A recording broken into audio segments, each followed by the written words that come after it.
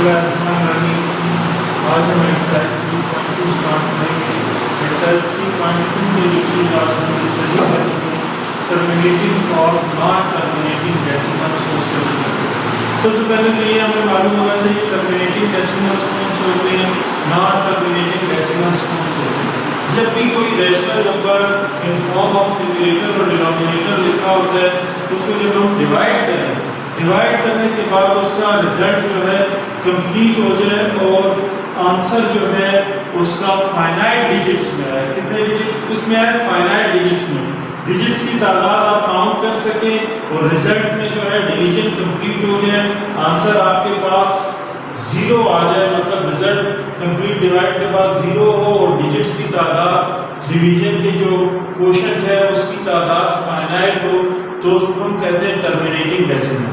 अगर वो complete divide नहीं हो रहा है, या तो सेम नंबर्स रिपीट होते जा रहे हैं बार बार, या नंबर चेंज होते जा रहे हैं और रिपीट होता जा रहा है, कंप्लीट डिवाइड नहीं हो रहा, तो उसको हम क्या कहते हैं? रिक्वायरिंग डेसिमल या नॉन टर्मिनेटिंग डेसिमल्स। अब हम क्वेश्चन नंबर 1 को स्टार्ट करते हैं। देखते हैं कि जो हमारे पास पार्ट्स हैं, 8 पार्ट्स हैं, इनको हम आइडेंटिफाई करेंगे डिवाइड करके कि इनमें से कौन से टर्मिनेटिंग डेसिमल्स हैं और कौन से रिक्वायरिंग या नॉन टर्मिनेटिंग डेसिमल्स हैं। नंबर 1 है 5/22। टेक्निक क्या है? न्यूमरेटर को डिवाइड बॉक्स में रखा, डिनोमिनेटर को डिवाइड बॉक्स के बाहर। अगर डिवीजन अच्छी आती है तो बहुत आसानी से सॉल्व हो सकता है। पॉइंट लगाएंगे, 0 पर हम इजाफा कर देंगे क्योंकि डिवाइड करने वाली वैल्यू बड़ी है और डिवाइड होने वाली वैल्यू छोटी है। ऐसी कंडीशन में पॉइंट लगाते हैं, 0 का इजाफा करते हैं। 22 2 44, 50 में से 44 सब्ट्रैक्ट करेंगे, रिमाइंडर आएगा आपके पास 6 के साथ एक्स्ट्रा 0 लगा देंगे, 60 बन जाएगा। 22 2 44, 60 में से 44 सब्ट्रैक्ट करेंगे, अगेन 16 आपके पास रिमाइंडर होगा। 16 छोटा है, डिवाइड करने वाली वैल्यू बड़ी है, तो क्या करेंगे? 0 का इजाफा कर देंगे। 22 7 154, फिर जो है आपके पास 6 रिमाइंडर हो गया, 0 लगा, दोबारा वैल्यूज रिपीट होना शुरू हो गई। इट्स मीन कि ये जो है आगे इसी तरह 2 2 7 फिर 2 2 7 कंटिन्यूअसली चलता चला जाएगा, कंप्लीट डिवाइड नहीं होगा, रिमाइंडर बार बार ये छोड़ेगा। तो जब आपके डिजिट्स की तादाद इनफाइनाइट कंडीशन में हो, जिनको आप गिन ना सकें, आगे डॉट्स लगा दें उसके कि ये चीज़ की डिवीजन कंटिन्यूअस चलती रहेगी, तो उसको हम क्या कहते हैं? रिक्वायरिंग डेसिमल कहते हैं। क्या कहलाएगा? ये जो फ्रैक्शन हमने लिखी हुई कॉमन फ्रैक्शन 5/22, ये कौन सी वो है? डेसिमल है, रिक्वायरिंग डेसिमल है। जब हम इसको चेंज करते हैं डेसिमल कंडीशन में तो ये कंप्लीट डिवाइड नहीं होती, तो ये क्या कहलाती है? रिक्वायरिंग या नॉन टर्मिनेटिंग डेसिमल कहलाता है। पार्ट 2 है 7/40।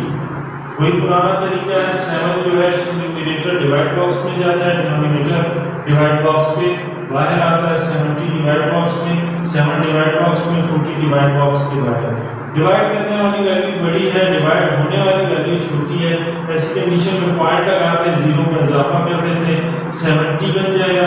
40 1 40, क्या रिमाइंडर हो जाएगा? 30, 0 का इजाफा कर देंगे क्योंकि डिवाइड करने वाली वैल्यू बड़ी है, डिवाइड होने वाली वैल्यू इससे छोटी है, तो 40 0 का इजाफा कर देंगे, 300 बन जाएगा। 47 280, 300 में से 280 सब्ट्रैक्ट कर देंगे, आपके पास आंसर आ जाएगा 20। डिवाइड करने वाली वैल्यू बड़ी हो गई, डिवाइड होने वाली वैल्यू छोटी है, 0 का इजाफा कर देंगे, 200 बन जाएगा। 45 200, कंप्लीट डिवाइड हो गया, कोई रिमाइंडर हमारे पास नहीं आया, रिमाइंडर 0 आ गया। और डिवाइड जो करके हमारे पास क्वोशंट का रिजल्ट आया वो फाइनाइट डिजिट्स में आया, तो इसलिए ये क्या कह रहा है? टर्मिनेटिंग डेसिमल्स कह रहा है। अब पार्ट 3 है -97/125। यहाँ पे कुछ चीज़ों का ख्याल करना है कि माइनस के साइन के साथ इसका सोल्यूशन है, और जब हम वैल्यूज को डिवाइड करते हैं तो सब्ट्रैक्ट होती हैं वैल्यूज। क्या होती हैं? सब्ट्रैक्ट होती हैं। यहाँ पे जितने भी स्टेप्स हमने किए हैं इसमें तमाम की तमाम वैल्यूज सब्ट्रैक्ट हो रही हैं।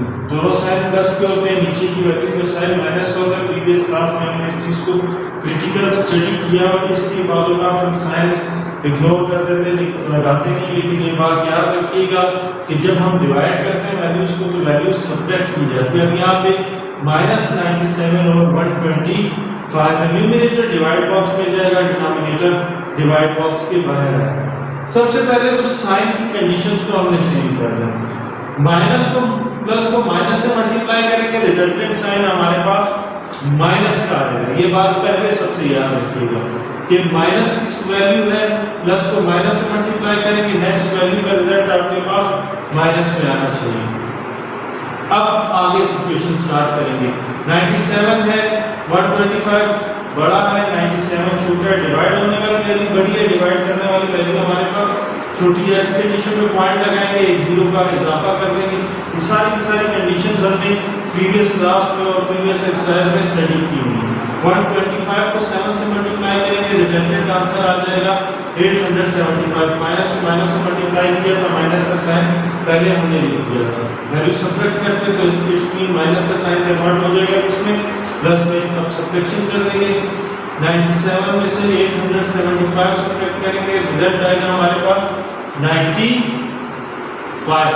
10 में से 5 सब्ट्रैक्ट करेंगे 5, 16 में से 7 सब्ट्रैक्ट करेंगे 9। 125 बड़ा है, 95 छोटा है, जीरो का इजाफा कर देंगे, माइनस का साइन बड़ी वैल्यू का साइन रहता है, माइनस का साइन ऑलरेडी साथ चलता जाएगा क्योंकि एक ही मर्तबा लगाएंगे। 125 को फिर 7 से मल्टीप्लाई करेंगे, रिजल्ट आ जाएगा 875। सब्ट्रैक्ट करेंगे 850, बड़ी वैल्यू का साइन लगाएंगे, बड़ी वैल्यू के साथ माइनस का साइन है। 950 में से 875 सब्ट्रैक्ट करेंगे, रिजल्ट आ जाएगा आपके पास 85। डिवाइड करने वाली वैल्यू जो है बड़ी है, डिवाइड होने वाली वैल्यू छोटी है, तो ऐसी कंडीशन में क्या करेंगे, एक जीरो का मजीद इजाफा कर देंगे। 125 को 6 से मल्टीप्लाई करेंगे 750।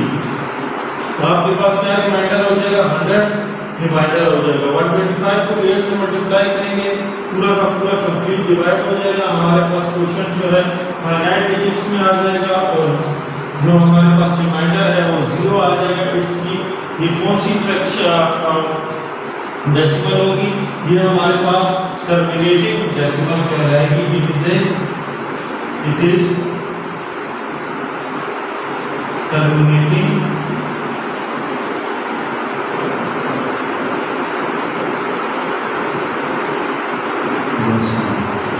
इसके साथ जो नेक्स्ट पार्ट है, पार्ट 4, 5, 6, 7, 8, 5 के 5 पार्ट्स आपका होमवर्क है, क्योंकि हमें डिवाइड करना है, सिर्फ हमें उसमें रिजल्ट चेक करना है कि इसका रिमाइंडर 0 आ रहा है और जो है इसके डिजिट जो है क्वेश्चन के फाइनाइट है, तो टर्मिनेटिंग में हम इसको रिकॉग्नाइज करेंगे। और अगर वो उसका रिमाइंडर कंटिन्यूअस आता जा रहा है और डिजिट इनफाइनाइट हो रहे हैं तो उसको हम क्या करेंगे, नॉन टर्मिनेटिंग या रिकरिंग डेसिमल में रिकॉग्नाइज करेंगे। इसके पार्ट 5 में क्या करेंगे, सबसे पहला स्टेप क्या करेंगे, कंपाउंड फ्रैक्शन है, इसको खत्म करेंगे, उसके बाद इसको सॉल्व करेंगे। इसी के साथ आज की हमारी एक्टिविटी कंप्लीट होगी। कल इंशाल्लाह क्वेश्चन नंबर 2 हम स्टडी करेंगे। Thank you.